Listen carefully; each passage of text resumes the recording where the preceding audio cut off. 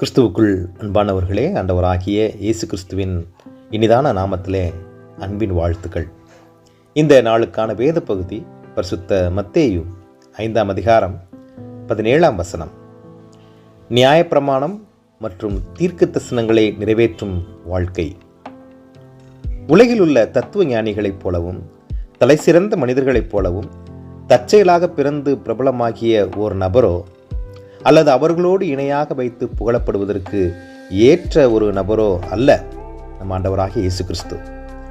இயேசு கிறிஸ்துவின் பிறப்பானது பல 100 ஆண்டுகளுக்கு முன்பே பரிசுத்த வேதாகமத்தில் பழைய ஏற்பாட்டு நூல்களை எழுதிய தீர்க்கதரிசிகள் மூலமாக அவருடைய பிறப்பு, வாழ்நாட்கள், ஊழியம், மரணம் மற்றும் உயிர்த்தெழுதல் இவைகளை குறித்து தீர்க்க தரிசனமாக எழுதப்பட்டு அதன்படியே இந்த உலகிற்கு வந்தவர்தான் நம் அருமை இரட்சகராகிய இயேசு கிறிஸ்து. இயேசு கிறிஸ்துவின் வாழ்க்கையை குறித்தும் ஊழியத்தை குறித்தும் காண்கிற பொழுது நற்செய்தி நூல்களாகிய பரிசுத்த மத்தேயு நற்செய்தி நூலில் 31 தீர்க்க தரிசனங்களையும், மார்க்கு நற்செய்தி நூலில் 10 தீர்க்க தரிசனங்களையும், லூக்கா நற்செய்தி நூலில் 14 தீர்க்க தரிசனங்களையும், யோவான் நற்செய்தி நூலில் 4 தீர்க்க தரிசனங்களையும் நாம் காண முடியும். எனவேதான் அவரின் பிள்ளைகளாகிய நம் ஒவ்வொருவரையும் வேதத்தில் உள்ள நியாயப்பிரமாணங்களையும் தீர்க்க தரிசனங்களையும் நிறைவேற்றும்படியான வாழ்க்கை வாழ அவர் எதிர்பார்க்கின்றார். கிறிஸ்துவின் மாதிரியை நாமும் கடைபிடித்து வேதத்தில் உள்ள ஒவ்வொரு பிரமாணங்களையும் கைக்கொள்ள தேவன் தாமே கிருபை அளிப்பாராக.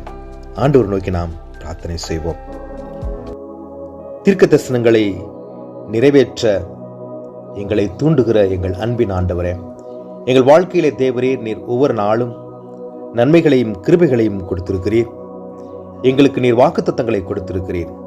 தேவரீர் அந்த வாக்குத்தத்தங்களை நிறைவேற்றுகிற வாழ்வை வாழ்வதற்கு, அதற்கான வழிகளை அறிந்து கொள்வதற்கு இந்த நாளிலும் கூட இதனை கேட்டுக்கொண்டிருக்கிற ஒவ்வொருவருக்கும் இருதயத்தின் கண்களை திறந்தருளும்படியாய், இந்த நாளிலே அதற்கான தீர்மானங்களை எடுத்துக்கொள்ளும்படியாய் நீர் உதவி செய்யும்படி மீட்பரும் இரட்சகருமாகிய இறைமகன் இயேசுவின் நாமத்திலே ஜெபிக்கிறோம் எங்கள் ஜீவனுள்ள பிதாவே. ஆமென்.